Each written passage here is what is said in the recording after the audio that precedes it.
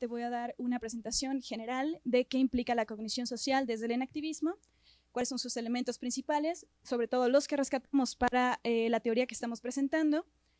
Luego las implicaciones para la ética, específicamente la ética normativa. Acá está el trabajo que les comento de Cassandra y Laura, justamente sobre su principio normativo en activo. Y luego un poco las implicaciones que podría tener a nivel metaético, eso es a nivel muy superficial. Y después cómo con ese principio que presentaré en el punto 1 de esta sección, puede analizarse un problema moral específico, que es el de la ablación femenina, que es como paradigmático en libros de texto sobre algo moralmente incorrecto. Y ya, por último, nuestras conclusiones. Entonces, bueno, yo no soy experta en cognición social en activa.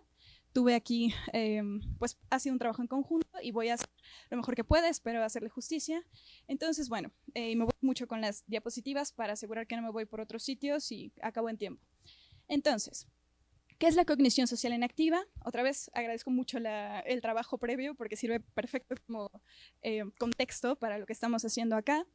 Y justamente, ¿no? En la cognición social en activa, en lugar de hablar de agentes cognitivos individuales, se pone atención en la interacción que está existiendo entre los agentes, lo que implica que se habla de una metodología relacional y no individualista, que de entrada es pues la forma en que se ha hecho ética desde hace muchísimo tiempo, ¿no? Entonces, otra cosa, bueno, y cognición tradicional.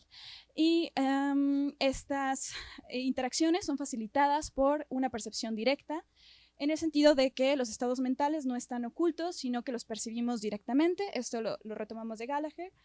Y estas interacciones que se van a analizar desde una perspectiva de cognición social en activa son en segunda persona, encuentros cara a cara, no tercera persona juzgando lo que sucede. Y además, los interactuantes siempre van a ser participantes en la interacción. No van a tener un papel de observadores, sino de participantes. Y coincidimos con Van Gruisven en la parte en la que ella dice que este papel de participantes les da a los participantes necesariamente niveles de responsabilidad. Entonces, bueno, nos enfocamos específicamente en la interacción sociocognitiva que retomamos de Frese y Di Paolo, que sostienen, o bueno, parten de que dada nuestra vulnerabilidad en la interacción con los otros y con el mundo, se abre la posibilidad, bueno, en este caso con los otros, ¿no? Es sociocognitiva, se abre la posibilidad de cambiar irrevocablemente la autonomía de los agentes de una forma positiva o negativa. Las características que tiene la interacción sociocognitiva es que es autónoma en el sentido justamente de que habilita o restringe las acciones individuales y al mismo tiempo su normatividad es situada y corregulada, normatividad de la interacción sociocognitiva. Para que pueda existir es necesario estos dos requerimientos mínimos, que son que la autonomía de los agentes no debe ser destruida durante la interacción, y el otro debe ser percibido como un agente autónomo. Este segundo punto es fundamental porque implica un interés afectivo en la otra persona. Si no existiera este nivel, este interés afectivo, veríamos a los otros solo como instrumentos, no como seres humanos, agentes con su propia autonomía. Entonces, bueno, aquí es cuando comienzo a presentar el trabajo de mis compañeras ausentes, que es muy, muy reciente, como pueden notar, en donde piensan que podríamos hablar de una normatividad moral en activa que precisamente, siguiendo toda esta tradición en activa, va a surgir de la interacción social y se va a constituir como una práctica social. Ahora, para que esta normatividad moral en activa, para poder hablar de ella, más bien, tenemos que partir de estas dos condiciones. La primera es nuestra constitución corporizada, precaria y vulnerable, en el sentido de que siempre necesitamos de los otros y del ambiente, y eso implica una dependencia recíproca. Y segundo, nuestra naturaleza es sociolingüística y esto expande nuestras posibilidades de acción. Y bueno, aquí está el principio normativo, otra vez está esbozado, es un trabajo en progreso, agradeceremos mucho el feedback. Es precisamente este de aquí, ¿no? Los involucramientos y las interacciones moralmente correctas van a ser aquellas, es muy flexible, como vamos a ver, que se dirijan al cuidado de las autonomías de los agentes, es decir, deben garantizar las posibilidades de que los agentes afirmen y desarrollen sus propias identidades.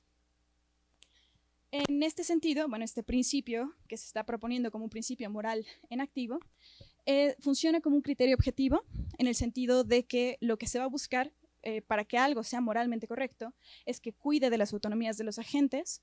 En ese sentido es transcultural, pero al mismo tiempo tiene un pluralismo de realizabilidad porque los detalles acerca de cómo vamos a cuidar de las autonomías de los agentes va a dictarse en buena parte por el contexto y la cultura, ¿no? Creemos que tiene esta doble propiedad. Y aquí es importante hacer una distinción dentro de esta teoría entre el carácter moral de las interacciones y el contenido moral de las interacciones. La idea aquí es que el carácter moral se da cuando en una interacción existe la posibilidad de dañar, aumentar o contribuir al mantenimiento de la autonomía del otro. En ese sentido, creemos que todas las interacciones poseen potencialmente un carácter moral. Creemos también que hay algunas interacciones en las que salimos con nuestra autonomía intacta, pero aún en esas interacciones la potencialidad de que nuestra autonomía y la del otro sea modificada de una forma irrevocable está presente, al menos como posibilidad. Y la parte del contenido moral hace referencia a que las prácticas socioculturales van a dar el contenido en el sentido, el contenido de si se están o no cuidando y cómo se van a cuidar las autonomías, en tanto dictan las diversas maneras, eso, ¿no? Cómo se cuidan las autonomías. Entonces, bueno, esta parte es muy general. Como sabemos, la metaética hace un análisis meta de todas las cosas que analizamos en filosofía moral, qué queremos decir cuando decimos que algo es moralmente correcto, qué clase de mecanismos cognitivos están involucrados allí, cómo los aprendemos, todas estas cuestiones desde otras disciplinas. Y bueno, pensando en un panorama muy general de estos grandes debates en metaética, creemos que una propuesta enactiva estaría en las filas del no cognitivismo, del realismo y del naturalismo. Por cuestiones de tiempo, solamente voy a concentrarme en las partes en las que creemos que puede la propuesta enactiva, moderada y muy dispuesta al diálogo, con teorías mucho más tradicionales en ética, que es de las teorías menos conocidas por flexibilidad para hacer interdisciplina. Tenemos justamente estos 3 puntos, ¿no? Creemos que podría ayudar en este escenario ideal en donde todos queremos integrar nuevas cosas a nuestras investigaciones y que sean con algo de suerte mejores. Creemos que puede mejorar la descripción del nivel fenomenológico de nuestras vidas morales, que es una de las tareas de la metaética. Creemos también que nos puede ayudar a tener criterios para establecer esta corrección o incorrección moral, y entender de dónde vienen y cómo funcionan, en el sentido de que vendrían dictados por el principio normativo en activo, siempre situado, que acabo de presentar. Y también creemos que puede, precisamente lo que mencionaba Jimena con Varela, ¿no? Ayudarnos a tener o a crear una teoría de conocimiento moral pragmático que destaque precisamente las propiedades afectivas, corporizadas y situadas de nuestras vidas morales. Eso es más como creemos que tiene mucha cabida en esto. Esta parte no está desarrollada aún, es un trabajo en progreso, una vez más. Y bueno, aquí es importante precisamente por las tendencias conservadoras que luego se siguen de teorías naturalistas en ética, la parte en donde agregamos esta precaución que trazamos desde Flanagan, en donde, bueno, aquí él está hablando de la idea de que todos buscamos mantener nuestra vida y que nuestra vida vaya bien. Sin embargo, aquí creemos que aplica también para el principio de la autonomía, porque aunque es verdad que una acción moralmente correcta va a estar dictado por que en la interacción se cuide de la autonomía del otro y de la propia, no siempre es el caso. Creemos que es un principio que tiene esta característica de no ser categórico, pero este no ser categórico, las excepciones son siempre circunstancias inusuales en las que cosas con más valor que la propia vida o la propia autonomía estén en juego. El ejemplo que pone Flanagan es sacrificar nuestra vida por quienes amamos o para proteger nuestro país de intrusos fascistas, ¿no? Podríamos considerar algo muy normal, muy comprensible, que alguien pudiera sacrificar su autonomía para evitar algo que considera más terrible que perder su autonomía, ¿no? En este caso. Entonces, bueno, nada más es importante decir, creemos que es un principio que funciona como principio normativo, creemos que es importante señalar que no es categórico y solo dejar muy claro que esta característica de no ser categórico implica o tiene lugar solamente cuando las circunstancias se presentan, estas circunstancias inusuales. Y bueno, paso al análisis de cómo estamos buscando aplicar este principio en algo de la vida real. Entonces, esto puede ser muy problemático. Decidimos utilizar la ablación femenina y no la esclavitud, pensando en estos ejemplos del libro de texto de moral, pero pues igual sigue siendo profundamente problemático. Y bueno, de entrada quisimos evitar tratarlo precisamente como suele ser tratado, ¿no? Como un ejemplo del libro de texto, y pensamos o pretendemos y creemos que es fundamental abordar estos casos en su complejidad y de una forma situada.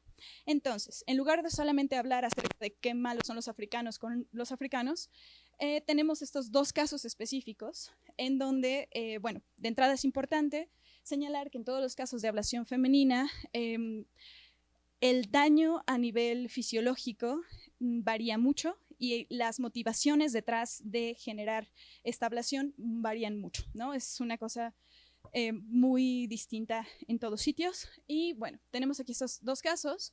El primero es el que vamos a ver en muchos sitios, que es el de la infibulación. Este ejemplo viene de los hararis y los somalíes en Etiopía. Y es visto como añadido a una interpretación sesgada del Corán, que, bueno, justamente hablan mucho y hay mucha discusión a nivel islam acerca de si el islam está promoviendo o no esta ablación femenina en estas comunidades africanas islámicas.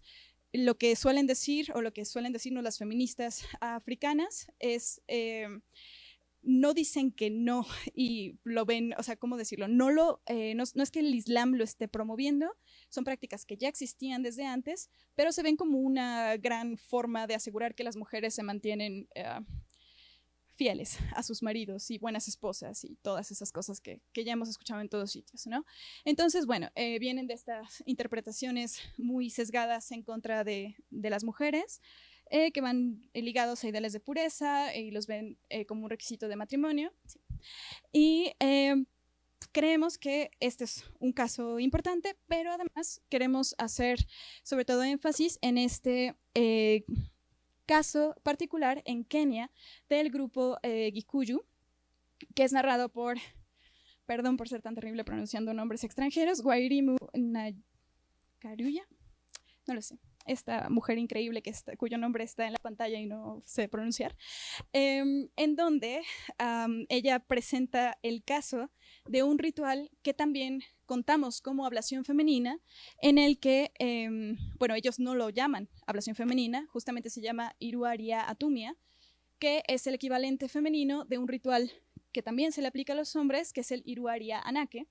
Pero el Iruaria Atumia es un ritual de iniciación en la comunidad. De entrada no es tan, ¿cómo decirlo? A nivel fisiológico el daño es menor y sobre todo, bueno, invasión moderada, ya estaba allí, por eso tenía que seguir esto, y implicaba un largo proceso de recuperación en el que la tribu, las mujeres de la tribu, se reunían y ayudaban con los cuidados de recuperación de las niñas que pasaban por este ritual y eran iniciadas a las costumbres y generar los principios de este grupo particular. ¿Qué sucede? Que cuando llegan los colonizadores empiezan a enfadarse bastante porque todo el tiempo que las niñas y las mujeres están en este ritual no están produciendo en los campos, ¿no? Entonces comienzan a decir vean el nivel de violencia de estos negros contra negros, ¿no? Y vamos a comenzar a verlo, a señalarlo como la práctica peor que puede existir y a generar una repulsión global a la práctica. Y okay, eso existe. La cosa es que lo que está especificando esta autora es que en el caso específico de 1950, bueno, entre 1950 y 1960 hubo una rebelión por parte del grupo Kikuyu contra los colonizadores y se retomó y se utilizó como una parte fundamental el ritual Iruaria Atumia, para las mujeres que querían formar parte del movimiento revolucionario. Y sobre todo en el mismo ritual, ahora en lugar de enseñarles acerca de la tribu, se enseñaba acerca de los planes independentistas y formó en este caso en particular constituía un proceso y una especie de arma incluso para poder prepararse a lo que podía sucederles si los colonizadores se enteraban de que estaban formando parte del movimiento independentista. Y bueno, en este caso en particular se trataba de una decisión autónoma de las mujeres que querían formar parte del grupo independentista y al mismo tiempo creemos que este caso en particular nos pone, y bueno, la autora también, pone mucho énfasis en la importancia de tomar en cuenta las voces locales y de, no, en este caso, ¿no? Cuando hablamos de ablación femenina en África, nunca ignorar el papel de las torturas y las violencias de los colonizadores para con estos negros que dañan a negros, ¿no? Que es la narrativa que solemos recibir. Entonces, bueno, creemos que en ambos casos hay un claro carácter moral, ¿no? La autonomía de las mujeres en el caso 1 y en el caso 2 es claramente cambiada de forma irrevocable. Sin embargo, creemos que en el caso 1 de las mujeres en los pueblos hararis y somalíes en Etiopía, que tienen esta interpretación sesgada del Corán de fondo, está la intencionalidad misma de esta infibulación es limitar su autonomía, es limitarlas a nivel psicológico y a nivel fisiológico y genera pues ya sabemos, ¿no? Creo que hemos escuchado mucho acerca de esto. No sé si soy la única. Sigo a veces sin poder dormir por las noches por todas las descripciones, pero en el caso 2 creemos que, bueno, con un poco de reservas, ¿no? Creemos que en este caso, en tanto es una decisión autónoma, que además no es una invasión moderada y que está relacionado con poder formar parte de un movimiento que les va a permitir o que les permitiría en este caso librarse de una cantidad de violencia y de injusticias de parte de los colonizadores, creemos que podríamos considerarla como correcta y creemos sobre todo, sabemos que esta parte es un poco complicada, que sobre todo es una cosa muy irresponsable y muy terrible pretender hablar de ablación femenina e ignorar todas las consecuencias del colonialismo y las violencias que implica para con toda la población africana. Entonces, bueno, creemos que en este sentido, una vez que ya planteamos este trabajo en progreso del principio y un poco cómo lo aplicaríamos o cómo podríamos verlo ya en el mundo real, qué clase de cosas podría decirnos y a qué cosas nos dice que tenemos que poner más atención, creemos, como conclusiones, que el enactivismo nos da la posibilidad de integrar niveles de análisis distintos en los debates clásicos en moral. Esto significa que podemos hacer nuevos análisis de los viejos debates, muy, muy viejos debates, y que esta visión va a resaltar la naturaleza experiencial, relacional, afectiva, situada y corporizada de la moral que suele dejarse de lado en los debates tradicionales y que además el principio moral en activo puede funcionar como criterio normativo situado que se corresponde con nuestras intuiciones sin permitir que sea sujeto a apropiación cultural, pero dando un criterio básico lo suficientemente flexible como para ser aplicado a dinámicas considerablemente complejas. Entonces, creemos que es posible generar juicios morales situados que estén anclados a este criterio objetivo, que sería el cuidado de las autonomías. Y eso es todo.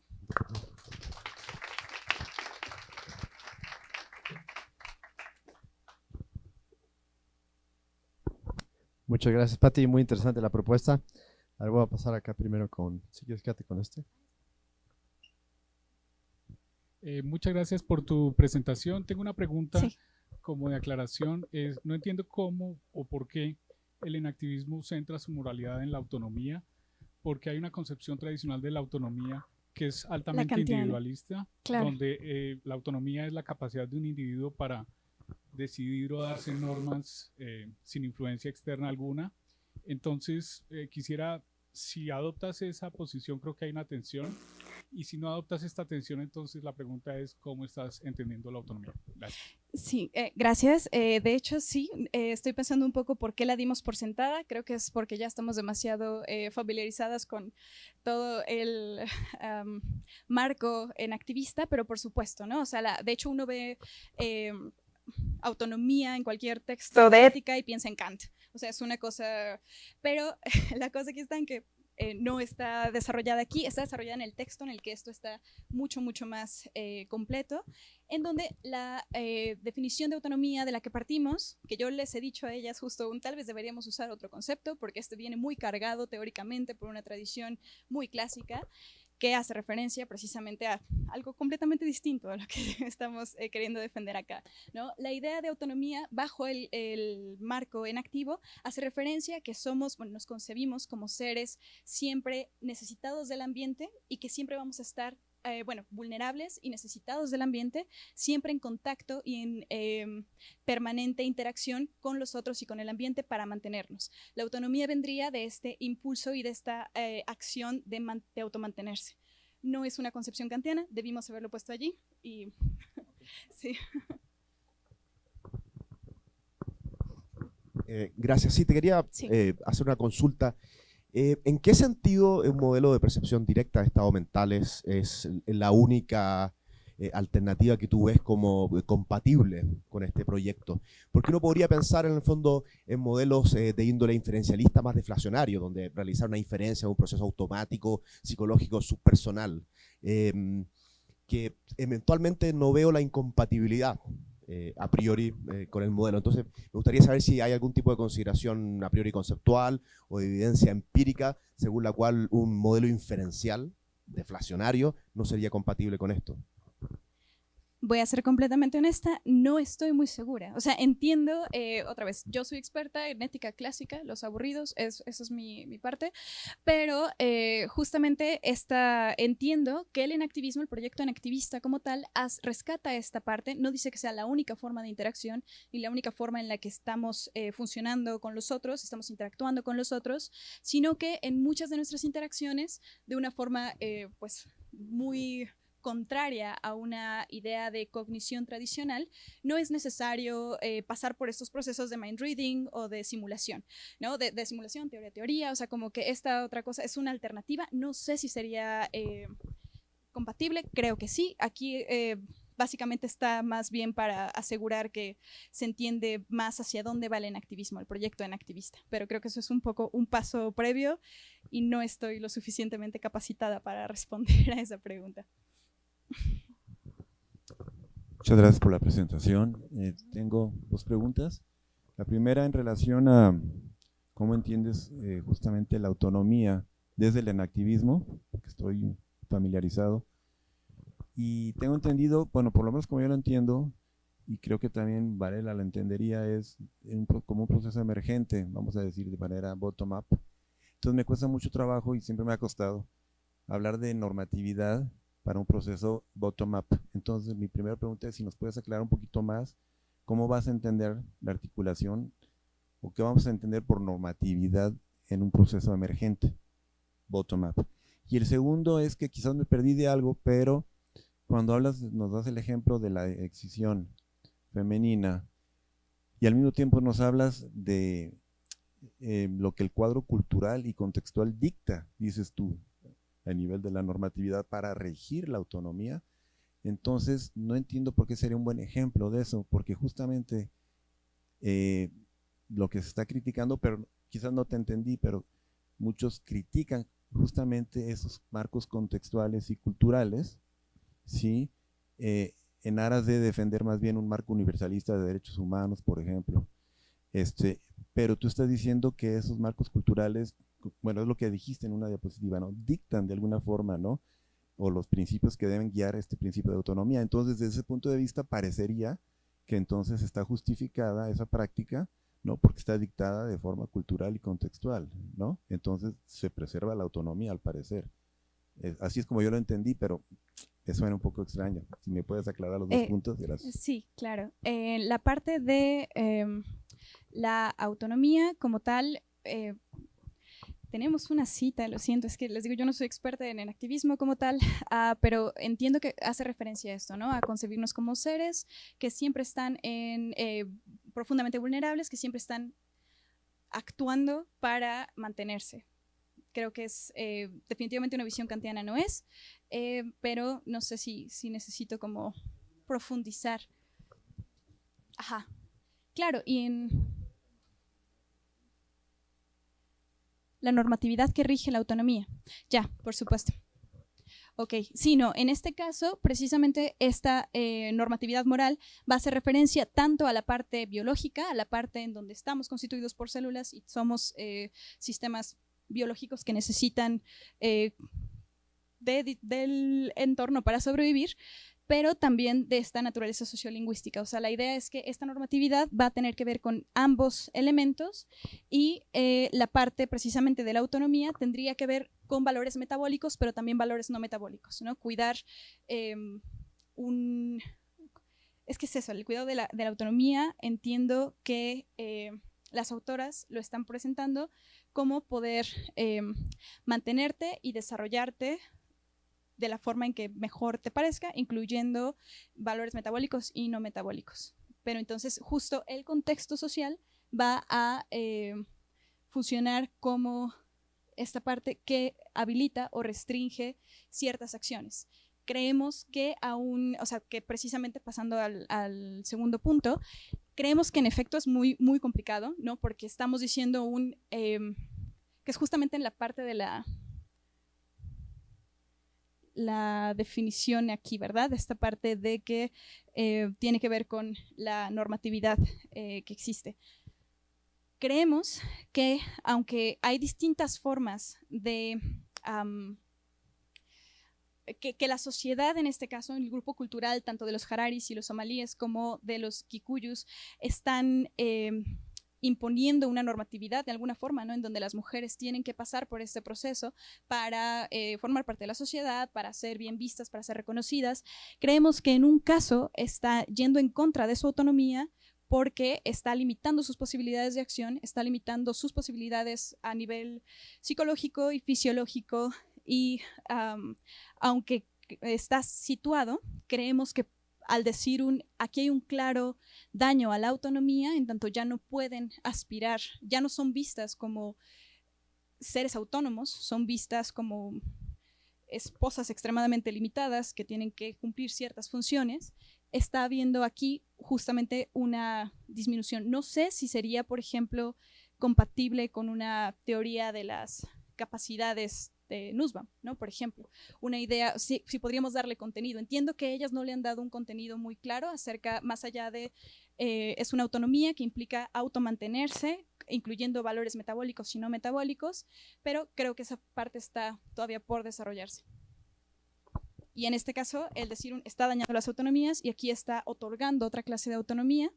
Si funciona, creemos que funciona como un criterio objetivo que permite cierta variación cultural, sin que sea presa de la apropiación cultural.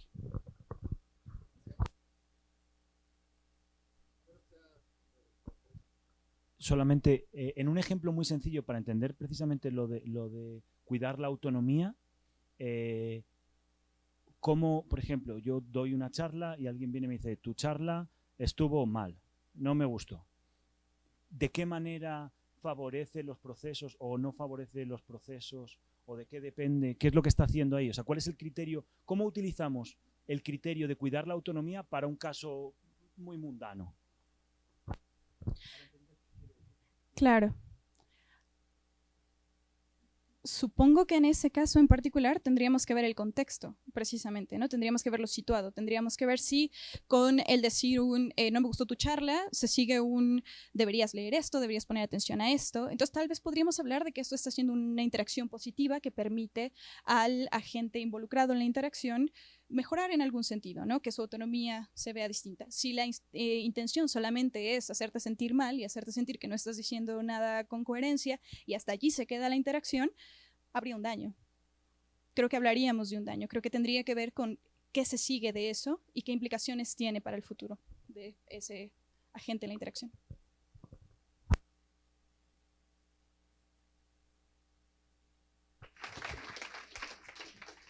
Muchas gracias. Vamos a dar paso ahora a la ponencia del doctor Jorge Galindo. Él es profesor investigador del Departamento de Sociales de la UAM Coajimalpa. Nos hablará sobre 3 problemas de la sociología de la moral.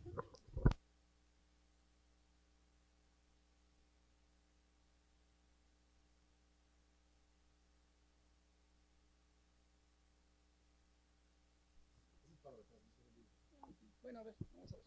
Gracias.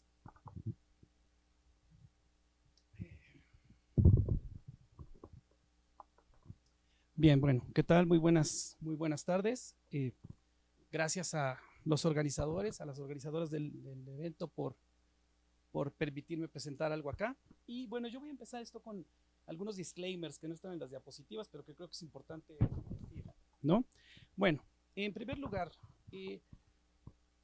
a mí o sea, la culpa de todo esto la tiene Max. Yo estoy acá porque Max me trajo, ¿no? Entonces, yo soy sociólogo, o sea, es como una cosa así. Y la verdad es que siento que acá las discusiones se han andado como por otros lados completamente. Y bueno, siento que lo mío es un poquito extraterrestre como acá.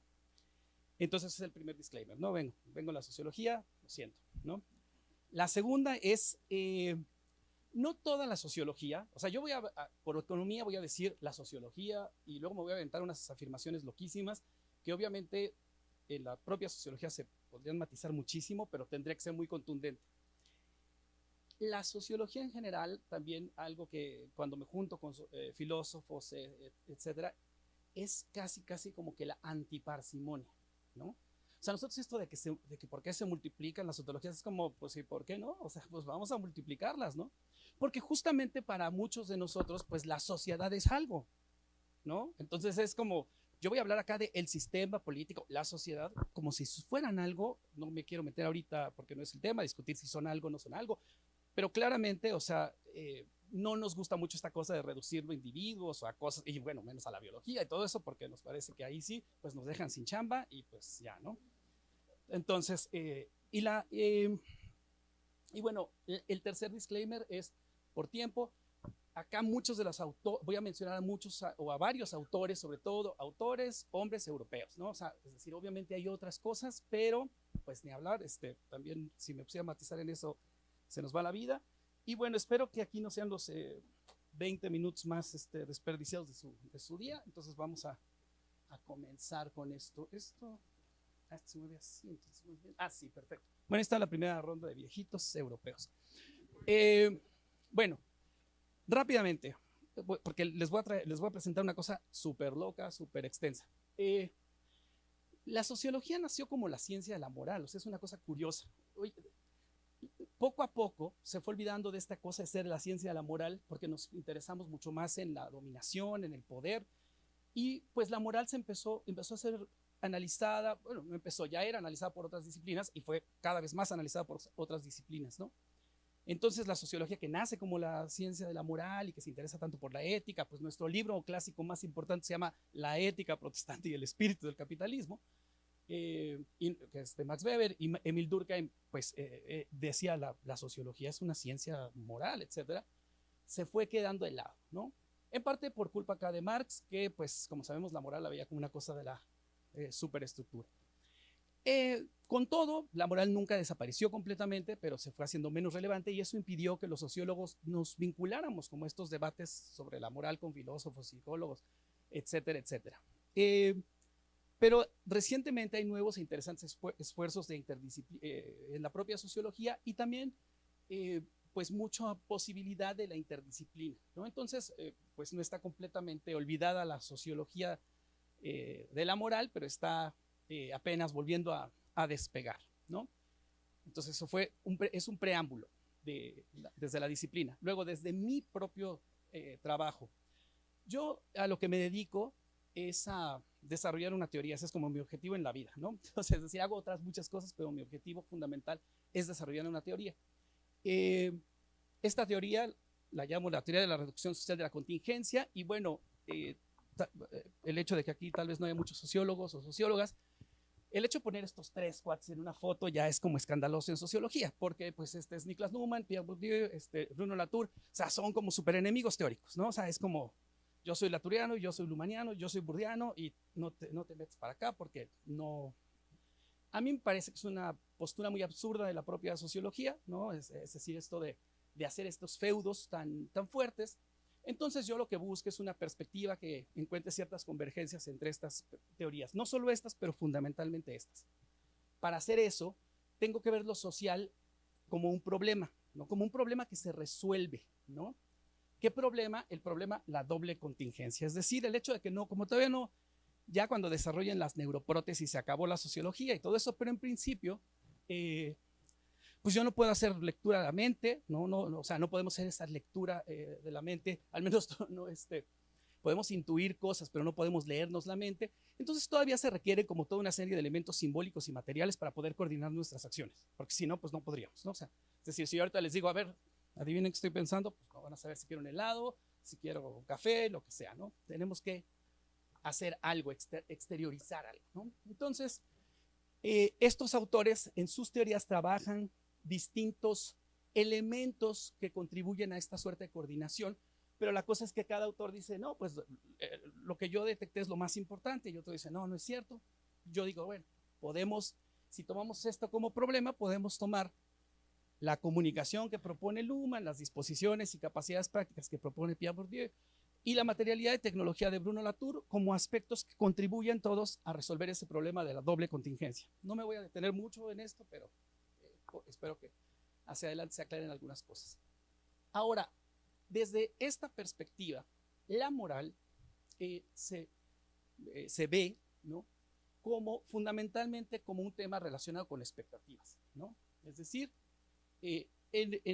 nosotros en lo cotidiano social generamos expectativas de dos tipos, ya sean expectativas normativas o expectativas cognitivas, ¿no? Es decir, las expectativas cognitivas son cuando de repente yo espero que pase algo y no pasa, pero digo, bueno, aprendo de eso que no pasó y ajusto mi expectativa a esto, ¿no? Las expectativas normativas aprenden a no aprender, ¿no? Justamente es como de, no, bueno, lo que está mal es la realidad, no es mi expectativa, ¿no? Entonces yo no...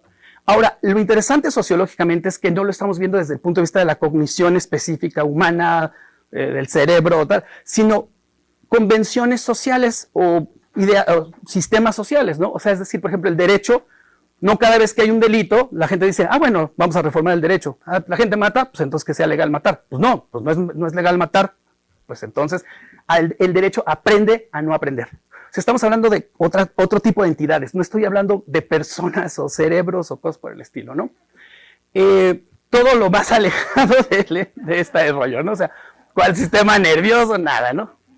Entonces el asunto es, en esta disposición a no aprender, se van generando, diferenciando, que va a ser un concepto importante, distintos tipos de expectativas normativas. Acá solo pongo algunas, pero hay más. O sea, las costumbres, ¿no? Claramente, las convenciones de las que hablaba ahora, la moral, el derecho.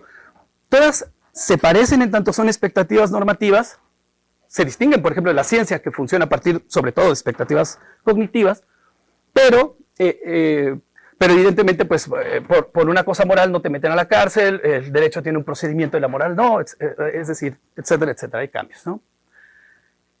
La moral, desde la perspectiva de la teoría, pues se ve también como comunicación, disposiciones y capacidades y materialidad. Pensemos, o sea, al rato voy a poner algunos otros ejemplos, pero pensemos, bueno, claramente teorías morales, o incluso refranes, lo que sea, o sea, es decir, la moral como muy cotidiana también, ¿no? O sea, es decir, no le hagas a los otros lo que no quieres que te hagan a ti, o sea, cosas por el estilo, comunicación. Disposiciones, acá quiere decir socialización, ¿no? O sea, nos educamos en cierta forma de entender las cosas como buenas o como malas, y a partir de ahí es que algo nos parece bueno o nos parece malo. Claro, hay desviación, hay cosas que podemos hacer, pero en principio, pues bueno, justo porque conocemos lo que nuestro grupo social entiende como bueno o como malo, podemos hacer cosas y pues hacer trampa y engañar y mentir y etcétera. Porque si no pudiéramos mentir, pues nos comportaríamos bien de todo el tiempo. Pero también si no entendiéramos qué es lo bueno para nuestro grupo, pues cometeríamos muchas pifias. La materialidad tiene su moralidad. Por ejemplo, pensemos en un tope en la calle, que Bruno Latour tiene este ejemplo siempre muy, muy simpático, que dice, si está una escuela y dice frena tu coche y no lo frenas, y hay un tope, pues se te rompe la suspensión, no el corazón en el sentido kantiano del imperativo categórico, ¿no? Entonces, este tipo de cosas, la moral también está en las cosas. Para mí, la moral no es un sistema como tal diferenciado, es decir, no es exactamente lo mismo que el derecho, que la ciencia o que la economía, porque la moral se mete como en todos los ámbitos sociales. Es como lo protosocial, de alguna forma, ¿no? O sea, es decir, se va metiendo como en todo, se puede comunicar moralmente en muchos ámbitos, en la ciencia, en la economía, en el derecho, etcétera, etcétera. Y por eso es un proceso justamente de codificación de una función que distingue a partir de un código entre pues, lo que socialmente se estima y lo que socialmente se desestima, ¿no? Entonces, esto, les digo, pensemos como eso. O sea, un juicio moral no es un juicio sobre un rendimiento. O sea, uno no dice, este jugador de fútbol es muy malo, y pues no dice, pues es un juicio moral, pues es un juicio que es muy malo, ¿no? Como vamos a verlo el próximo martes cuando Argentina nos meta 35 goles, pues ahí se va a ver lo que es bueno y malo, ¿no? Pero no es moralmente bueno o moralmente malo. Este es el código, y los programas, sobre esos voy a hablar más adelante, entonces no me detengo acá. Esta presentación, ¿no? O sea, es decir, se va a centrar sobre todo, ya en esta segunda parte, sobre los temas de 3 problemas de sociología de la moral, ¿no? Que son el tema de la diferenciación, la relación de la moral con otros sistemas, el tema de la programación, que ahorita les explico qué es, y el tema de la reflexividad ética, ¿no? Entonces, bueno, la diferenciación, muy rápido. Para gran parte de la sociología, la sociedad moderna es una sociedad funcionalmente diferenciada. Es decir, solo los marxistas se quedaron como muchos con esa cosa de que la sociedad moderna es capitalista y y sí, es capitalista, pero el rasgo más fundamental para mucha sociología no es que sea capitalista, sino que es funcionalmente diferenciada, es decir, que tenemos política, economía, derecho, arte, etcétera, etcétera. Y que cada uno de estos distintos sistemas tiene lógicas propias, autonomías propias, ¿no? Formas propias de operar. Es decir, ustedes vayan en lo empírico y traten, o sea, existe la corrupción, sin duda, ¿no? Pero en principio, pues tú no puedes decirle a alguien, oye, ¿quieres ser mi novia? Pues aquí ahí te dan unos 300 pesos o sea, pues, se consideraría una cosa terrible, no opera así. Tienes que recurrir a la semántica del amor, a las expectativas específicas del sistema del amor, del amor de pareja, etcétera, etcétera. Lo mismo con el derecho, ¿no? Es decir, el derecho es un sistema súper autopoyético, diría Luhmann, súper autónomo. Eso lo ve uno todo el tiempo, ¿no? A mí me tocó estar en cargos en la universidad y pues todo el tema del derecho siempre es, no importa el sentido común, no importa la realidad, no importa nada. Todo se tiene que poner en términos del derecho. El derecho es un sistema cerrado, ¿no? Bueno, no se diga la economía, que todo lo convierte en economía. Bueno, gracias.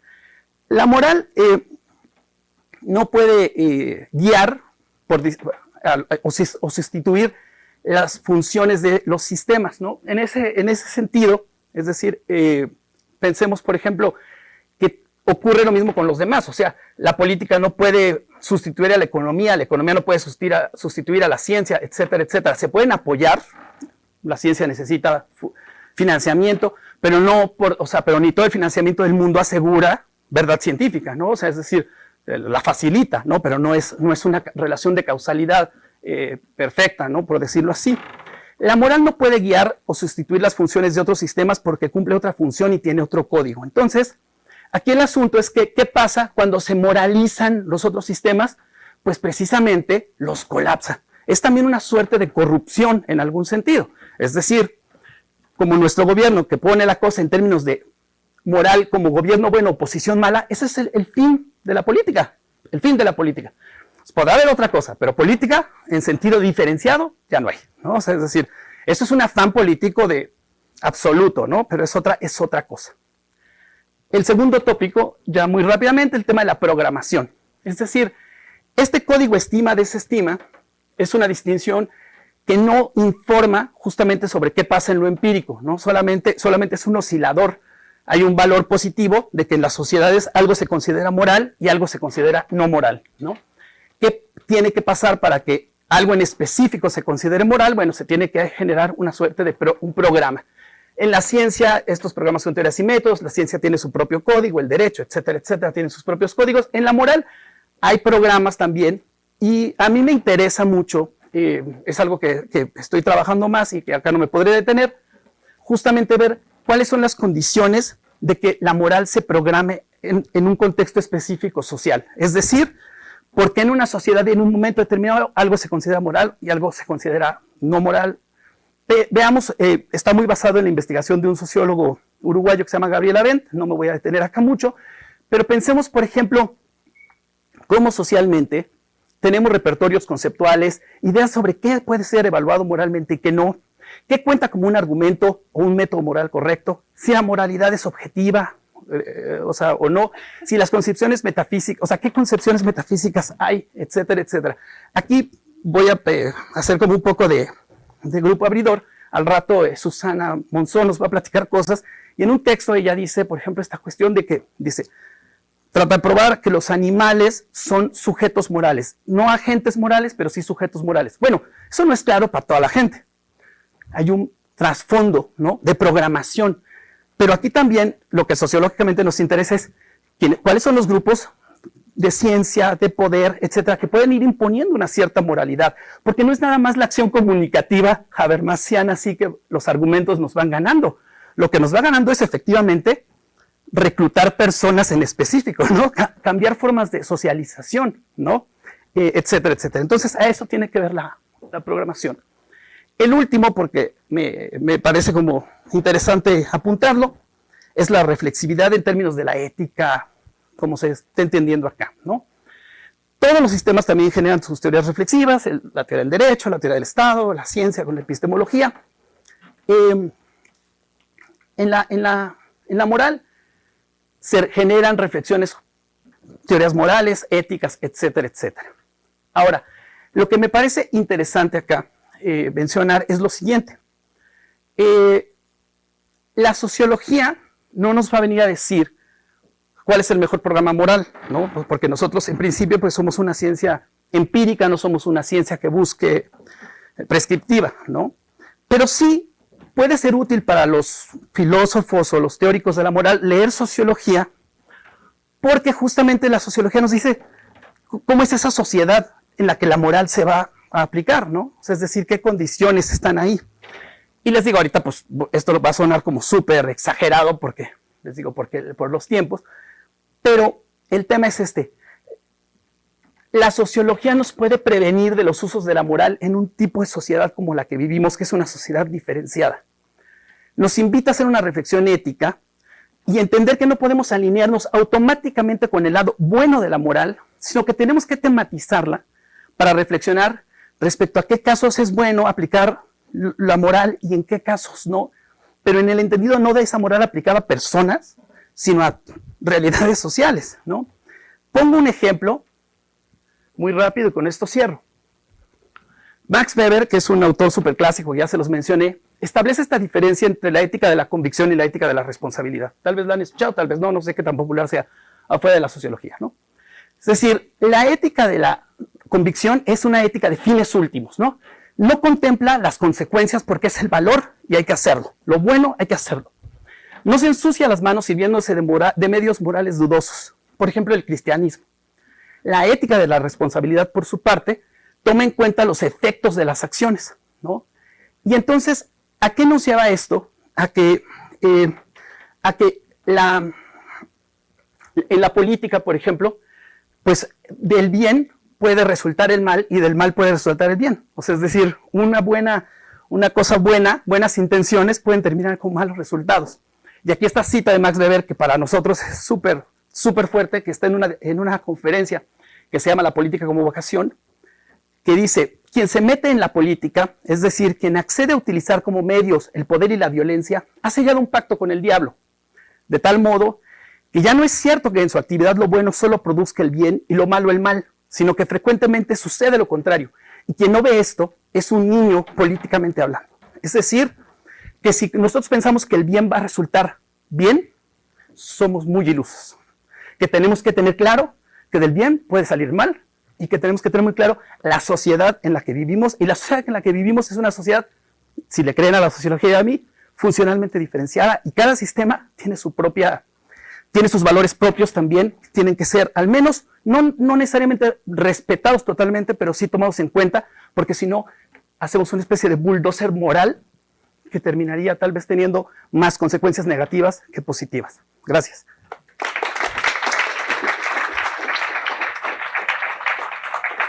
Muchas gracias, Jorge. Bueno, pasamos a las preguntas. Muchas gracias por tu charla. Muy interesante oír esta perspectiva externa. Y tengo una pregunta como un poco tonta tal vez, pero algo que me ha suscitado tu charla. No termino de entender esta idea de que la moral es un sistema aparte que no se debe mezclar con lo demás. Incluso has dicho que por algo que no cumple con la moral no te puede meter en la cárcel. Y eso para mí como filósofa moral es muy contraintuitivo en tanto en cuanto asesinar a alguien no solo es ilegal, sino que también es inmoral. Y yo entiendo el derecho como algo que intenta captar la moral y lo que se convierte en ley es algo que a nivel de la sociedad entiendo yo que ya lleva mucho tiempo considerándose moral o inmoral, ¿no? Como por ejemplo el matrimonio sexual o etcétera, ¿no? Entonces quería saber, a lo mejor, obviamente estás entendiendo la moral de otra manera y simplemente que me aclarases un poco esa definición. Sí, gracias. ¿Respondo o las...? Sí, ok. Bien, gracias por la pregunta. Sí, digo, el tema es, y tú medio en tu propia pregunta respondiste lo que voy a decir, o sea, el problema es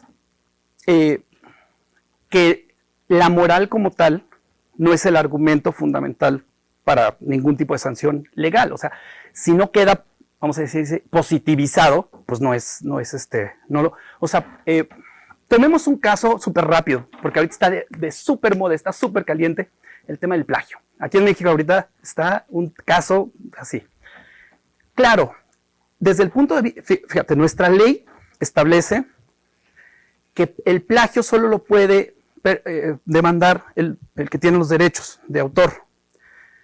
Entonces, por ejemplo, si yo detecto un plagio, pero no es un texto mío, yo no puedo acusar a alguien de plagio. Ese es nuestro derecho, lo que sea, ¿no? Ahorita no. Claro, alguien puede decir, pero es que aquí hay un plagio, es que aquí esto está mal, moralmente mal, te estás aprovechando del trabajo de otras personas, pero en términos de derecho no se puede hacer nada. Son dos sistemas distintos, claro.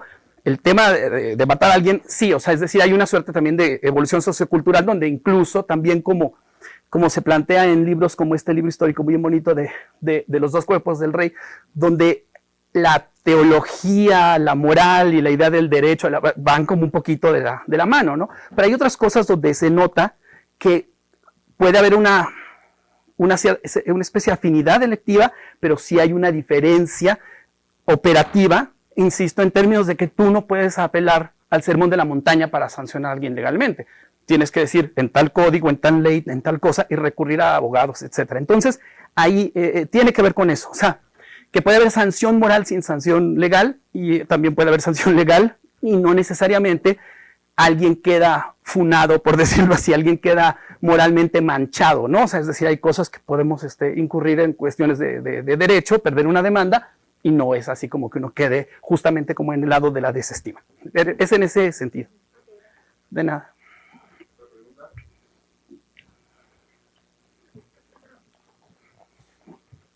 Muchas gracias por tu charla, muy interesante. Una pregunta un poco ingenua desde afuera. En filosofía a veces se piensa que hay una diferencia importante entre normas morales y quizá reglas de etiqueta.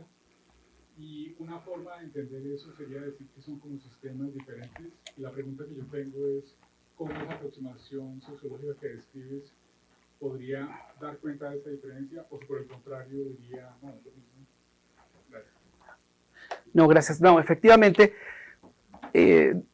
tal vez no se diría que son sistemas, pero bueno, eso para no entrar ahorita como en...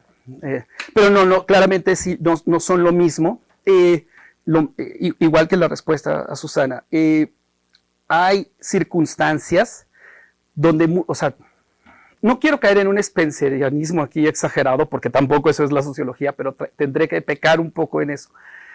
La sociedad se va haciendo como más diferenciada. para decirlo ahorita así, ¿no? Entonces, claro, lo que en un primer momento es algo que puede ser moral y de etiqueta como al mismo tiempo, pues se va rompiendo. Uno en la propia vida de uno le toca ver, pues que ropa para ciertas actividades, ciertas ceremonias, antes era como que si no ibas, no era nada más una cosa de que te veían mal en términos de etiqueta, sino que casi te consideraban que estabas faltando al respeto a las personas, ¿no? Y hoy en día hay más laxitud.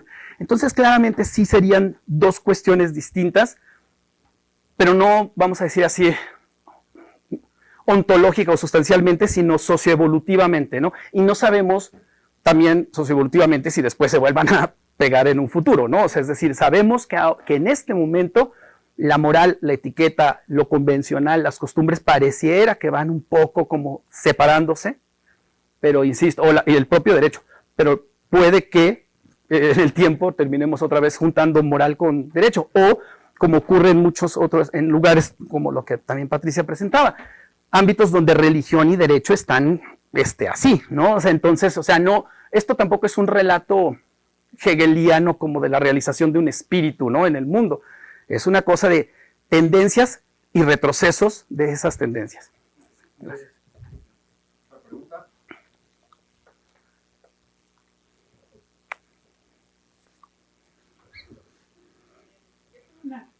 Yo tengo una pregunta, que sí se oye. Sí. Un poco más para los tres expositores, no sé si vamos a la mesa o la puedo preguntar. Pues total. Respecto a la experiencia interdisciplinar, ¿no? ¿Qué tanto, desde sus perspectivas, desde sus investigaciones y desde sus trabajos, se han enfrentado al reto de trabajar interdisciplinariamente? Me parece que sus investigaciones andan por ahí, ciencias sociales siempre navegamos ahí. ¿Qué tanto estamos en México ahí? ¿Cuáles son nuestros principales retos? Está muy larga la pregunta, ¿no?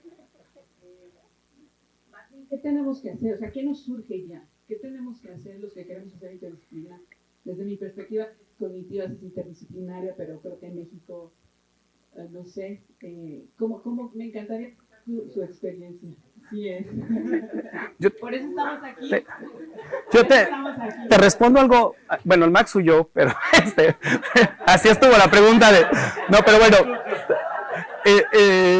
te respondo algo y tal vez mis colegas te quieran decir.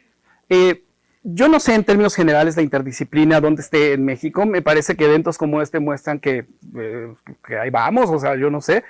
Y te puedo decir que del lugar donde trabajo, en Coajimalpa, o sea, no todas las unidades de la UAM, pero la UAM Coajimalpa es casi una especie de orden moral, no es cierto, pero es casi, o sea, es una instrucción, o sea, en parte por necesidad, porque no somos una unidad muy grande, entonces el hecho de que yo esté en un seminario con filósofos, hablando de estos temas, y en otro seminario en el que también estoy con historiadoras, antropólogas, o sea, estás completamente descolocado, incómodo, o sea, esta incomodidad que sentí con ustedes no es nueva para mí, nada más que es un nuevo público, ¿no?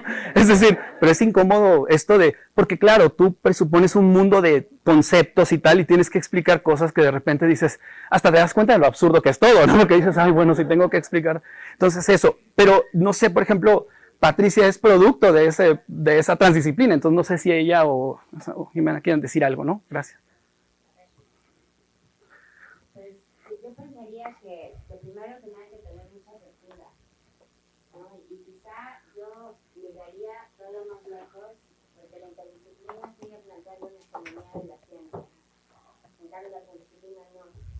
La transdisciplina incluso se equivoca en la conceptualización porque trata de también invitar a la disciplina, ¿no? Esos campos sistematizados que no son propiamente una disciplina. Entonces, yo pensaría desde que pensar en que lo que necesitamos actualmente es una generación de conocimiento que vaya hacia la solución de problemas concretos. Entonces ahí, pues la única manera que tenemos de lograrlo es justamente con esta diversidad de miradas, pero con mucha apertura, ¿no? Evitando esta hegemonía científica que nos encanta. Ojos, oídos, narices, bueno, sí, como decía Jorge, creo que de alguna forma soy parte del producto, somos muchos, por fortuna, somos ya varios. creo que es fundamental, creo que precisamente te permite salir de pequeño mundito que te generaste, los conceptos, las discusiones, cómo se problematizan las cosas, creo que es fundamental. Creo que en este sentido las grandes compañías ya nos llevan mucha ventaja, ¿no? O sea, los grupos de estos trans y tal, precisamente hacen uso y se benefician muchísimo de esta interdisciplina o transdisciplina, no sé exactamente quiénes reclutan, pero sé que de que es funcional y se está utilizando, se lleva utilizando un tiempo, creo que vamos muy poco a poco, pero creo que vamos dirigiéndonos hacia allá. Muy bien, bueno, un último comentario. ¿Pregunta? No era para mí la pregunta, pero lo puedo dar. Y justamente en este centro estamos tratando encarecidamente de hacer interdisciplina, pero dice Jimena, debemos ir más allá, a la transdisciplina. Estoy totalmente de acuerdo, pero desde esta trinchera por lo menos la transdisciplina es como la luna, o sea, está lejos como la luna. Entonces yo me daría de santos que lográramos la interdisciplina, porque hay que poderla operacionalizar y ese ha sido ya un gran problema. Aquí, digamos, en este centro se agarran las tesis, ¿no? La dinámica de enseñanza y de tutorías. Es lo que pretendemos hacer. Tenemos un foro de investigación, un seminario transdisciplinar, intertransdisciplinar, siempre estamos ahí entre la inter y la trans. Entonces, es un camino. O sea, la trans para mí es como un camino, un objetivo que nos hace caminar, como diría Galeano, pero la inter creo que sí está alcanzable, que está dentro de nuestros alcances. Aún así está lejos. Ahora habría que ver bajo la perspectiva de quién, y eso es todo un trabajo que hay que hacer.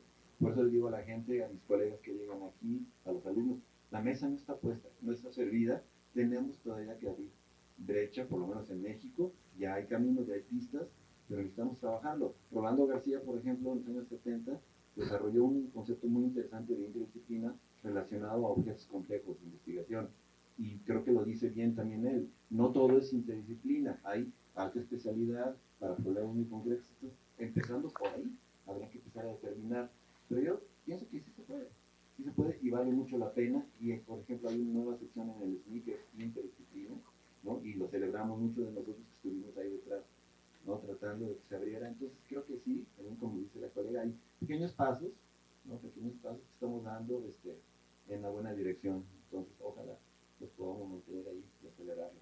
Gracias por la pregunta, creo que nos sirve a todos. Gracias. Muy bien, bueno, pues muchas gracias, Jorge. Vamos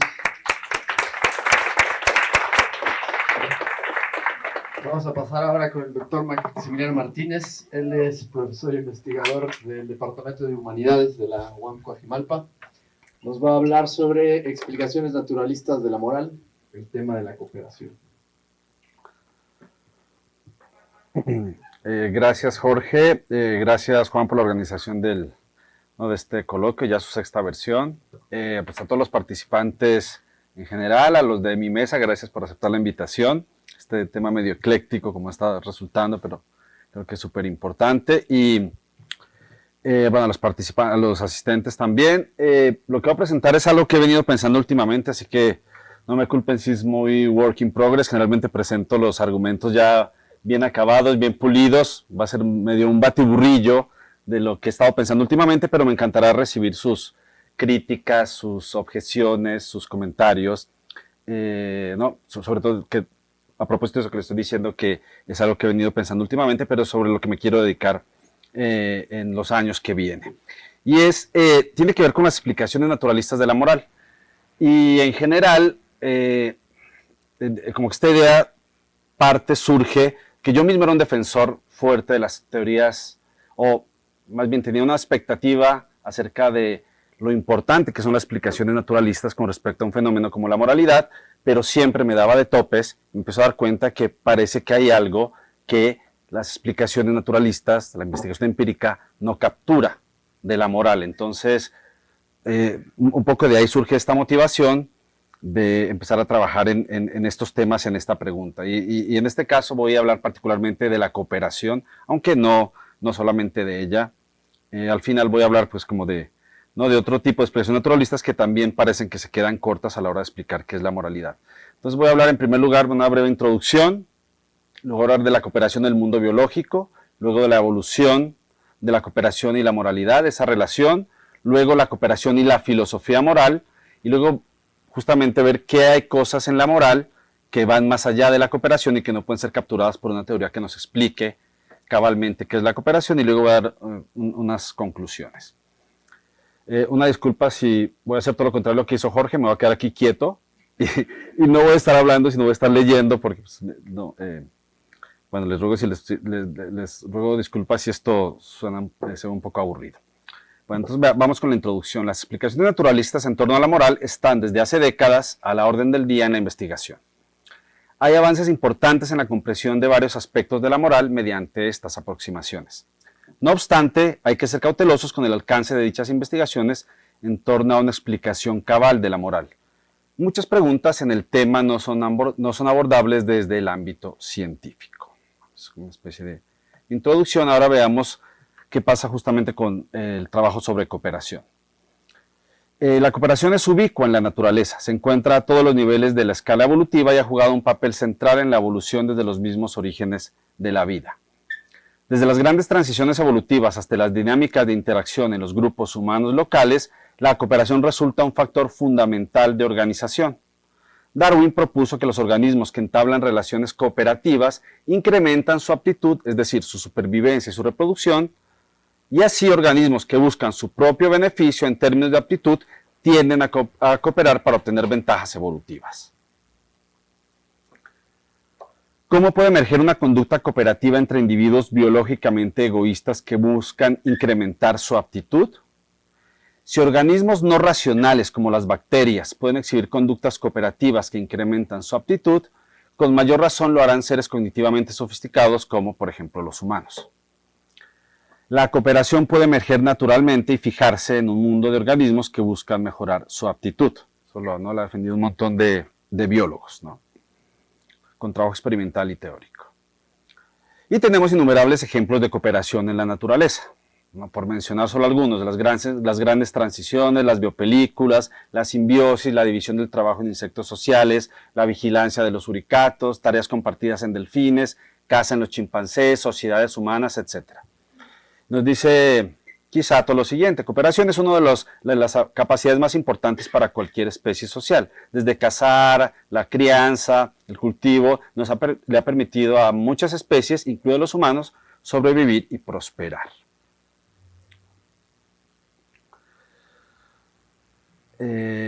Bueno, eso con respecto a la cooperación. Entonces, la cooperación se ubica en la naturaleza, innumerables ejemplos a lo largo de toda la historia evolutiva y a lo largo de todo el espectro de las especies biológicas, ¿no? Ahora, ¿qué tiene que ver esto con la moral? ¿Podemos explicar los comportamientos morales y su psicología subyacente a partir de la teoría de la evolución por selección natural? Este es un proyecto importante, pero sumamente controversial. Un buen número de teóricos evolucionistas dedicados al tema lo ven como un proyecto viable en diversos sentidos, principalmente porque consideran que la cooperación y el altruismo, dos de los pilares de la moral, son realidades biológicas muy extendidas en otras especies y que tienen una explicación en términos adaptativos. Entonces, la cooperación y el altruismo son fenómenos biológicamente extendidos y tienen una explicación en términos evolutivos. Entre los filósofos del proyecto de naturalizar la moral es más polémico, si bien un amplio sector lo avala, por lo que el enfoque de la moral como una adaptación arropa varios de los temas centrales de la ética. La cooperación es un concepto fundamental en la ética, toda vez que refleja una conducta que, puede argumentarse, resulta universal, en el sentido en que es fomentada y prescrita por cualquier código moral de cualquier sociedad o grupo a lo largo de la historia humana. Al ser un componente básico de la moral, se ubica en primer plano como objeto de estudio tanto metaético como normativo. Darwin mismo se percató de esto, razón por la cual ofrece una explicación adaptativa de la evolución de la cooperación y del altruismo en humanos, ¿no?, en su libro del origen del hombre de 1871.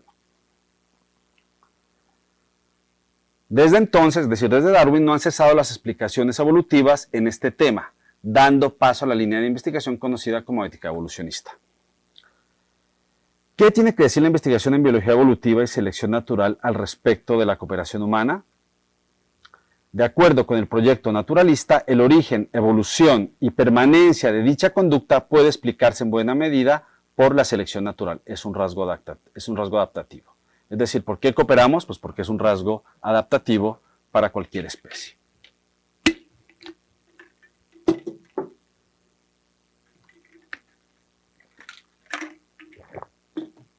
Bueno, ¿y esto qué tiene que ver con filosofía moral? O bueno, la cooperación y la filosofía moral, ¿no? Dada la forma en que los humanos evolucionaron, lo cual implica la vida en grupos, la cooperación se convierte en una condición necesaria para su supervivencia y reproducción. Los grupos solo pueden ser estables y florecer mediante la cooperación entre sus miembros. Podemos definir cooperación en humanos, ¿no?, grosso modo, como cualquier transacción que involucre dos o más individuos quienes obtienen beneficios mutuos a través de la reciprocidad, ya sea inmediata o futura.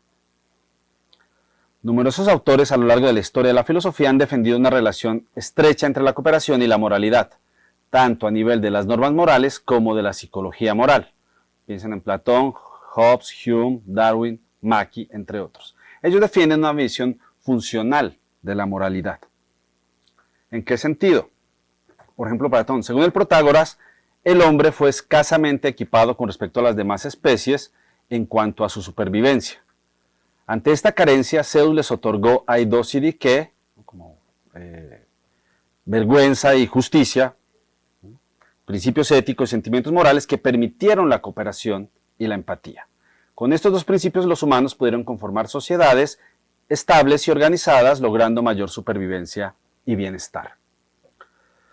Por su parte, Hobbes propone que las leyes morales son establecidas de común acuerdo por individuos egoístas. Ellas permiten una cooperación estable a través de una institución política, la cual permite abandonar el estado de naturaleza, el Estado. Hume, desde un trasfondo similar, defiende que la justicia es una virtud artificial, a la vez que sostiene que la cooperación brinda a los socios beneficios que son muy superiores a los que puede alcanzar un agente egoísta por sí mismo, por más exitoso que éste sea. Es decir, lo que nos mostró Hume es que dos individuos cooperando siempre alcanzarán cada uno más beneficios que un individuo actuando por sí solo, por más exitoso que sea en todas sus interacciones. A su vez, Mackie parte de la idea que tenemos habilidades limitadas para la supervivencia, en comparación con otras especies. Luego, el objetivo de la moral es contrarrestar conductas egoístas, fomentar las emociones morales y motivar la cooperación y el cumplimiento de las normas.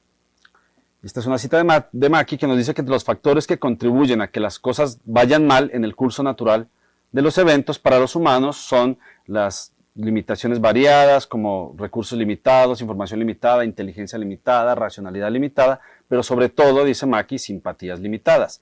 Los hombres a menudo muestran malevolencia actual, el uno al otro, pero incluso más allá de eso, ellos casi siempre están concentrados más en conseguir sus fines egoístas que con ayudarse los unos a los otros. Entonces, la función de la moralidad, dice Mackie, es principalmente contrarrestar esta limitación de las simpatías que sienten los hombres mutuamente. En suma, desde esta perspectiva es posible defender que la moral es una herramienta eficiente que produce sofisticadas dinámicas de cooperación, aquellas que sustentan las sociedades humanas.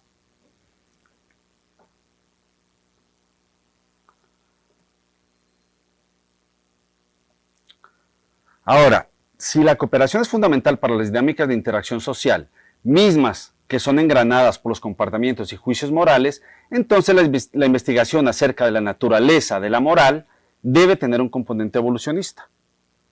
Al menos aquel que da cuenta de la naturaleza, origen, naturaleza y evolución de la cooperación. Esto, aunado a la evidencia de comportamientos en otras especies, cooperativos en otras especies, refuerza la idea de que la cooperación es un producto natural y que para comprenderlo y entender su papel en la moral es necesario conocer su evolución. Entonces, pues hasta aquí pareciera que no hay mayor problema en pensar que la investigar, dar cuenta de la naturaleza de la cooperación será en buena medida dar cuenta de la moral o de buena parte de la moralidad.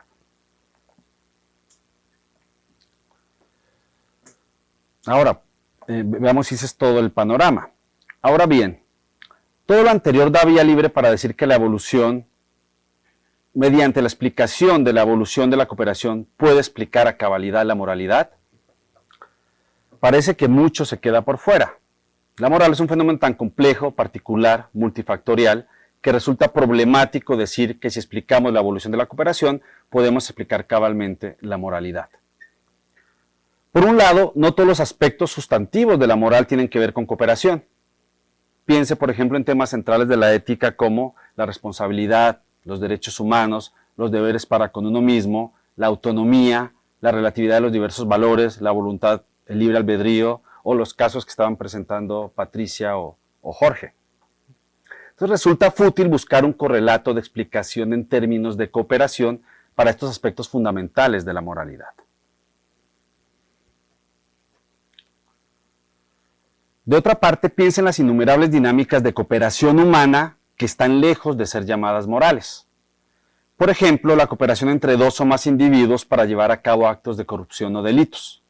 O las relaciones de cooperación inequitativas de grupos de poder en donde uno de los interactores colabora coaccionando al otro y obtiene mayores beneficios inequitativos. Entonces son casos de cooperación que estaremos lejos de llamarlos morales. Dado que la entidad de cooperación moral no se sostiene, a lo sumo lo que puede defenderse es que la evolución de la cooperación puede explicar el origen y estructura de uno de los pilares básicos, fundamentales de la moral, pero que ello no explica a cabalidad la moralidad. Más aún, si encontramos otras especies que cooperan, incluso de manera compleja y sofisticada que nos deja perplejos, no podríamos de todas formas decir que son especies morales.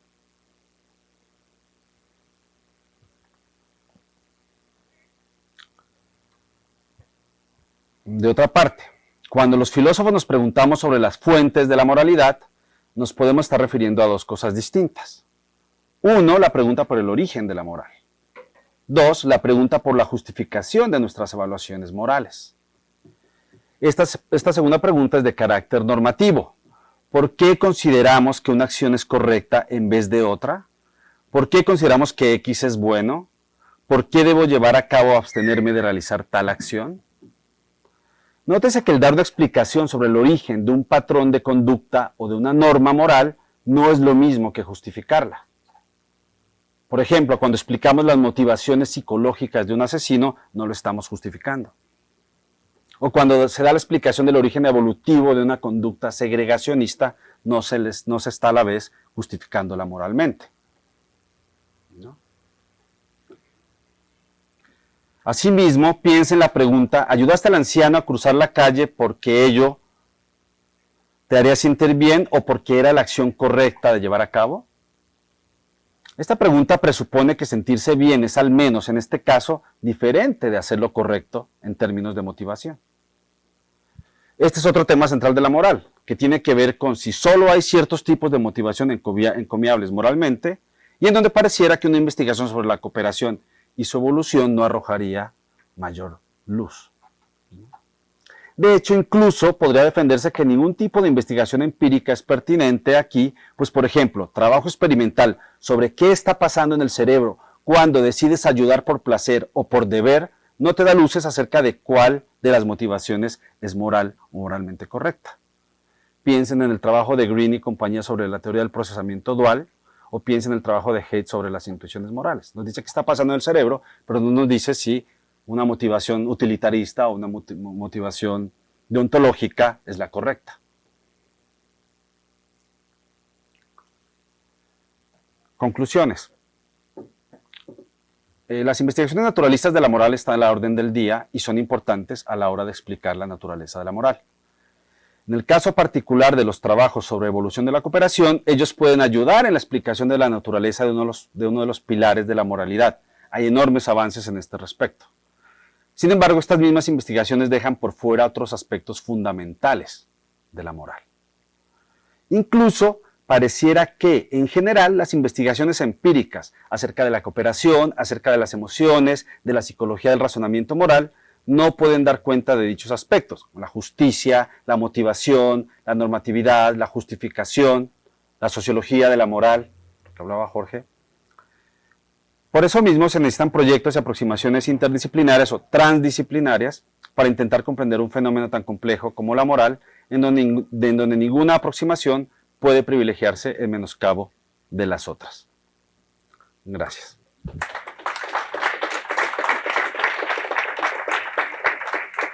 Muchas gracias, Max. ¿Quién tiene alguna pregunta?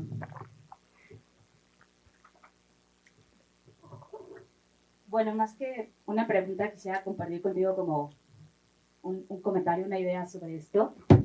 Que, bueno, yo creo que como todos sabemos, las premisas de donde partimos siempre van a determinar las preguntas que hacemos y cómo interpretamos nuestros resultados o nuestras propuestas, nuestras hipótesis, teorías, etcétera, ¿no? Y a mí me parece siempre muy curioso como el hablar de la evolución como este principio metafísico que dirige, quién sabe cómo, pero de alguna manera, el cómo se comportan las especies, por decirlo de manera muy burda, pero ¿por qué no pensarlo al revés? ¿No? O sea, tú hablaste como de la evolución de la cooperación y creo que más bien yo lo plantearía desde la otra perspectiva, de ver cómo justamente la cooperación ha dirigido cuestiones evolutivas, ¿no? O sea, cómo nuestro, ¿cómo decirlo? Cómo nuestro comportamiento que surge de la interacción con nuestro nicho, con nuestro entorno, con lo que sea, es realmente lo que motiva a la forma en que evoluciona una especie, ¿no? O sea, no sé si me explico. Sí. Plantearlo al revés. Sí, totalmente. Tú dices que un principio superior al de la evolución sería el de la cooperación. No, es como, ¿por qué pensar que la evolución es un principio que dirige las cosas, pero quién sabe cómo, ¿no? Vale, bueno, completamente de acuerdo. Si estás desde una perspectiva darwinista, ¿no?, de selección natural, entonces la evolución, en el sentido de supervivencia y reproducción, sí es un principio rector y para lograr esta supervivencia y reproducción es necesario cooperar, ¿no? Entonces pareciera que la cooperación está en función de la evolución individual o de grupos. Entonces tú dices, tal vez hay tal vez hay un principio atrás que es la cooperación la que hace evolucionar a las especies. Tal vez, ¿sí? Exacto, sí. Plantearlo como de la manera inversa, ¿no? Cómo son nuestros comportamientos como especie y los comportamientos que tienen todas las especies particulares, los que dirigen esta forma en la que evoluciona, ¿no? Un poco lo que se propone desde el Evo-Devo y toda la teoría de nichos y todo esto de los sistemas en desarrollo, ¿no? Que nos llevan justamente a premisas muy diferentes de cómo entender la evolución, ¿no? Y justamente si nos partimos desde estas otras premisas distintas, pues vamos a plantearnos estas preguntas de una manera también diferente, ¿no? Sí, aunque, bueno, lo único que puedo decir ahí rápidamente es sí, ¿no? Porque, por ejemplo, el paradigma enactivista, ¿no? O sea, de hecho, muchas veces yo encuentro una similitud. Cuando hablan de autonomía y del automantenimiento, es una manera diferente de decir, por ejemplo, supervivencia y reproducción, buscarla, bueno, por lo menos supervivencia, no sé tanto reproducción, pero sí la supervivencia. Entonces, siento que, vale, puede haber otro tipo de paradigmas, otro tipo de aproximaciones, pero en el fondo ahí tratan de describir una dinámica individual organísmica que es al menos la supervivencia, ¿no? Entonces, vale, a lo mejor no por evolución, por selección natural o evolución darwiniana, a lo mejor por dinámicas de autoorganización como les gustan los enactivistas o los de construcción de nicho, etcétera, ¿no? Y estoy de acuerdo, sí es una perspectiva particular que está de trasfondo, pero creo que no, o sea, no, sí está capturando algo de la naturaleza. Vaya, entonces como que no se puede soslayar tan fácilmente. Bueno, hay muchas preguntas, pero le voy a dar prioridad a quienes no han participado en este simposio. Muchas gracias. Mi pregunta va habló sobre la evolución de la cooperación y eso implica el estudio de las especies sociales, ya que implica vida en grupos. Mi pregunta es, ¿qué tan beneficioso sería el estudio de especies no sociales para conocer la evolución de la cooperación?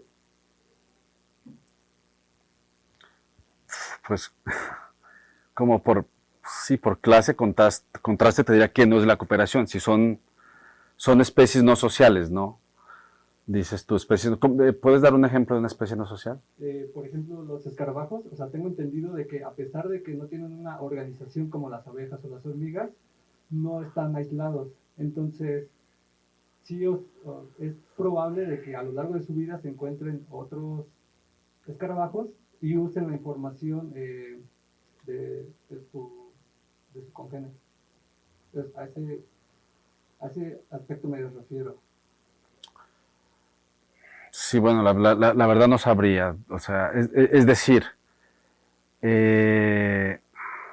podría explicar tal vez la interacción, ¿no? O sea, qué pasa en cada interacción, en el encuentro entre dos escarabajos, cómo es esa dinámica ahí de si es que hay acaso cooperación, pero creo que sí ayudaría algo, pero no tanto como el estudiar especies que claramente son cooperativas o que son sociales, ¿no? Pero sí es una pregunta que sí, la verdad no tengo tan clara cómo responderle. Gracias. Bueno, al principio lo estaba planteando como una pregunta que puede ser respondida por los participantes, pero luego yo no sabía que justo venía una presentación con el tema, ¿no? De una naturalista, una naturalista. Así entonces, el planteamiento era si se consideraba entonces la conducta moral o la ética como una adaptación, hablando biológicamente, desde este punto de vista. Ahora, prácticamente lo respondiste con la presentación, pero la razón de mi cuestionamiento era si no es, en alguna ocasión lo planteaba en algún documento, lo voy a plantear de esa manera. Como lo plantearía Voltaire, ¿no? Sobre decir que la nariz tiene esa forma, está ahí, evoluciona de esa manera para sostener los lentes. ¿Sí? La razón es esa, ¿no? En el sentido de que no es una no es una adaptación para ello, sino que es una, digamos, como un byproduct, Efecto colateral. Colateral, que es como se denomina en ocasiones, una pechina, ¿no?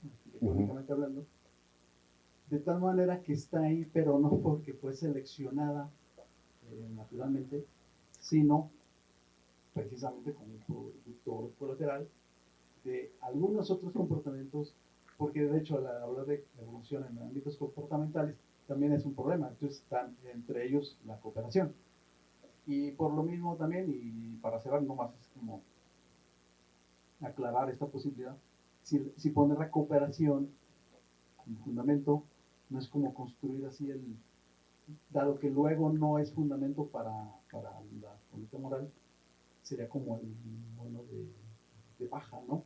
En donde por ahí puede ir, pero termina siendo una construcción que efectivamente se destruye, pero igual no es necesaria construir.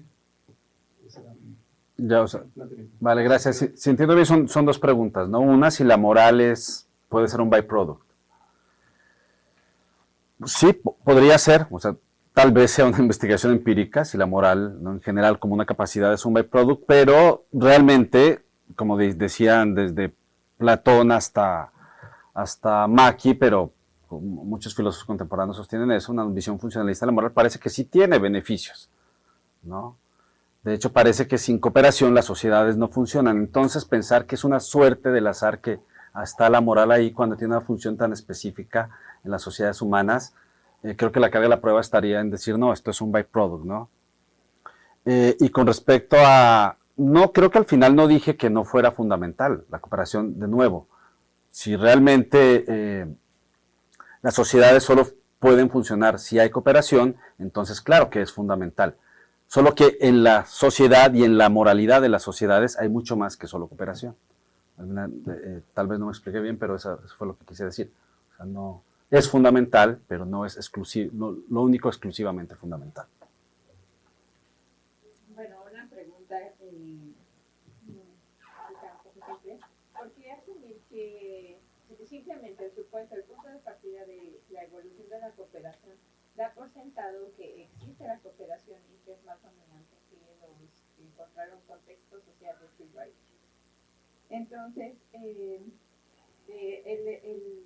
digamos que el argumento central es que la mayoría coopera y que pocos son borrones, pero ¿por qué no considerar, o si tú no has pensado un poco más allá, en que la pregunta más bien sería ¿con qué porcentaje de cooperación colapsa una sociedad?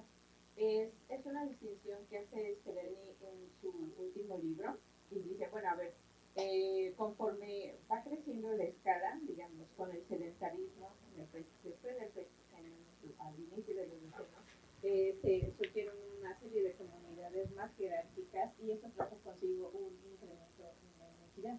Porque cuando tienes un grupo como una familia de 30 personas, es fácil detectar quién hace trampa, quién no cumple, etc.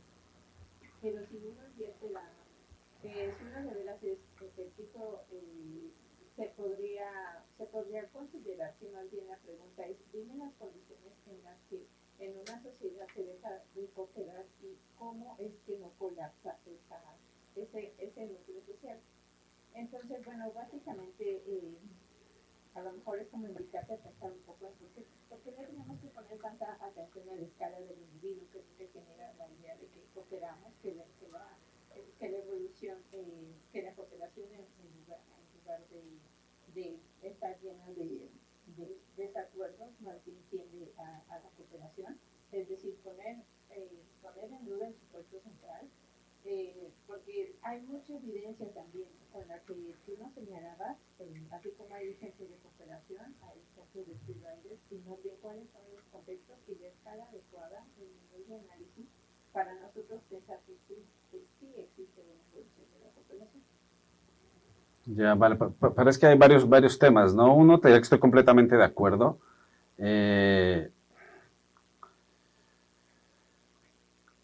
Es decir, hay maneras de cooperación, no como los casos que tú estás señalando que tiene Sterling en su libro.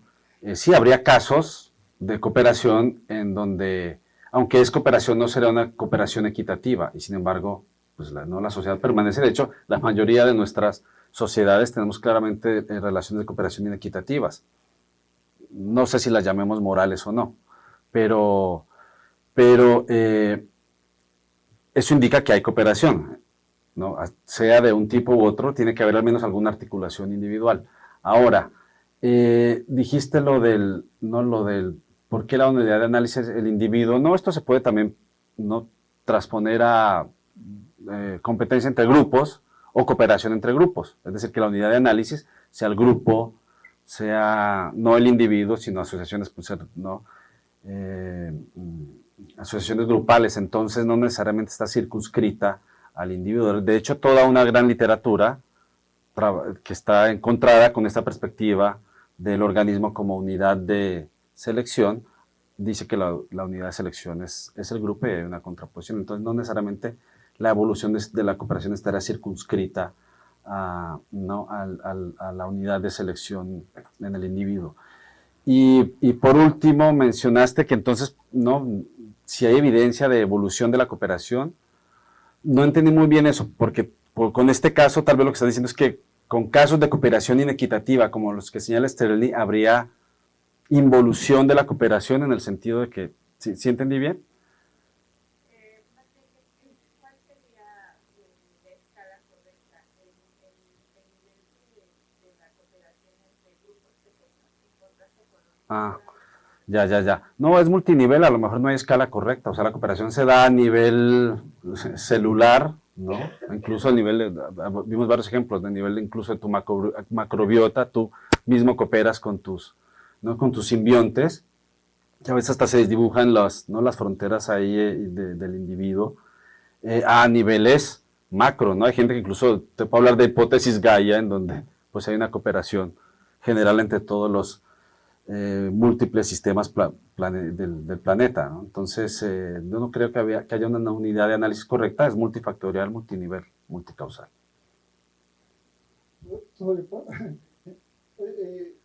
Max, como dos comentarios, así voy a ser muy breve, porque creo que hay más preguntas o ya estamos terminando el simposio, pero Una es, digamos, por supuesto, la ética evolucionista o algo así es un proyecto como otros en filosofía que han tratado de ocupar la teoría de la evolución para aplicarla, ¿no? Entonces, digamos, tu tesis es que para aplicarla en su campo, ¿no? Por ejemplo, como la epistemología evolucionista. Entonces, como pues, tu tesis es que no puede explicar todo, pero como a lo mejor yo diría, y eso, ¿qué tan problemático es que no explique todo? Digamos, pensemos en la epistemología evolucionista. Bueno, la epistemología tiene varias tareas, alguna a lo mejor tiene que ver con las fuentes del conocimiento y esas sí las puede explicar, pero también a la epistemología le interesa, por ejemplo, el escepticismo, y esas yo creo que la teoría de la evolución no diría nada, pero no pasa nada, ¿no? Como creo que el proyecto evolucionista, digamos, como, pues, por supuesto va a explicar cosas y otras no, pero es parte de los proyectos, ¿no? Eso es una observación. Y la otra es que, por supuesto, tú manejas esta distinción kantiana de, pues, que es muy clásica, ¿no? De la distinción entre origen y justificación, y que una cosa es explicar el origen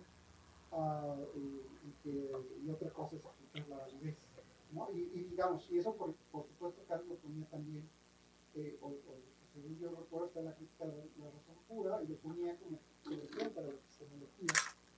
Y a mí, digamos, yo en general no me dedico a la ética, me he dedicado más a la epistemología, y a mí me parece que en la ética eso ocurre, pero mi pregunta sería un poco también en otra área. Por ejemplo, a mí no me parece tan claro que la distinción entre origen y justificación se pueda dar, por ejemplo, en la epistemología. ¿Qué dirías de eso? Respecto a epistemología, no puedo suspender mi juicio, pero al menos en ética sí parece claro, ¿no? Los dos ejemplos que puse, pero hay innumerables, sí muestran al menos conceptualmente una distinción muy clara, ¿no? Entre una cosa es explicar neuronalmente o la historia de los condicionamientos psicológicos de un asesino, y otra cosa es justificar su conducta, pero no solo de un asesino, de cualquier agente que veamos que está, ¿no? Que coincidimos en que está realizando una acción incorrecta, ¿no? Entonces, como que una cosa parece conceptualmente es claro distinguirlo. Ahora, con respecto a lo primero, no, totalmente de acuerdo. Y qué bueno que tengamos esta cautela, porque generalmente, bueno, afortunadamente no para todo el mundo, pero generalmente encontramos una serie de libros de texto, de libros científicos que hablan, por ejemplo, de la moral en las plantas, ¿no? O de la, ¿no? Capacidades que parece que son, ¿no? Cognitivamente sofisticadas en otras especies. Entonces, más bien sería como cautela, ¿no? Como llamar a la cautela, justamente por eso, porque, lo puse en algunas de las diapositivas, muchas veces pareciera que se están exacerbados los ánimos y se piensa que porque se encuentran otras especies que son sofisticadas en su manera de cooperar, entonces ya tendemos a decir, bueno, aquí hay moralidad, hay altruismo, hay conceptos, ¿no? Que son estrictamente morales, y es simplemente un poco llamar a la cautela sobre eso, pero completamente de acuerdo. Si está en su justa medida y atendiendo a los justos alcances de qué es lo que hace estudios sobre la evolución de la cooperación respecto a la moralidad en general, bienvenido. Bueno, muchas gracias. Sé que hay más preguntas, pero no quiero quitar el tiempo a los presentadores de los pósters. Así es que los invito a acercarse a Max. Gracias. Muchas gracias.